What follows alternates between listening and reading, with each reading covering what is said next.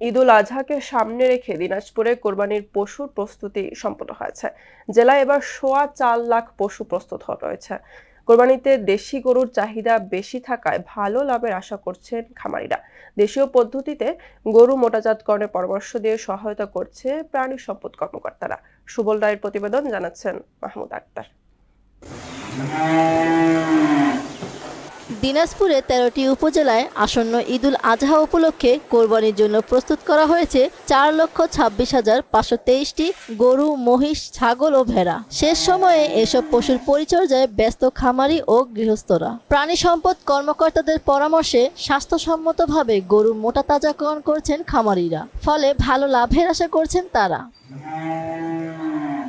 ভারত থেকে গরু আসা বন্ধে সরকারকে কঠোর পদক্ষেপ গ্রহণের দাবি জানায় খামারিরা। আমরা ঘাস পানি দিই আর নিজে দানা আমরা নিজে মিক্সচার করি আর কি। সকাল সকাল খাওয়া দাওয়ার বা একবারের জায়গায় দুইবার বেশি খাওয়ানো আর কি, এক কথায় খাওয়ানোর পরে যেন স্বাস্থ্য ভালো থাকে। স্বাস্থ্যসম্মতভাবে গরু মোটা তাজাকরণে খামারিদের প্রতিনিয়ত পরামর্শ দেওয়ার কথা জানান প্রাণী সম্পদ কর্মকর্তা। প্রাণী সম্পদ দপ্তরের নির্দেশনা আমরা তাদেরকে আগেই ভ্যাকসিন করে রেখেছি। বিভিন্ন রোগের, বিশেষ করে লাম্পি এবং খুরা রোগের ভ্যাকসিন গুলো দেওয়া হয়েছে।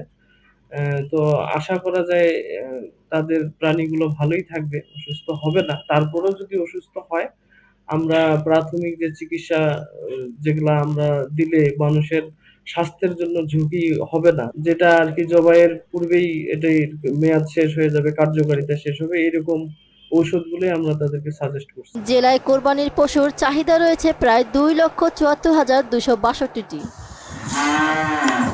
মাহমুদ আক্তার, মোহনা সংবাদ।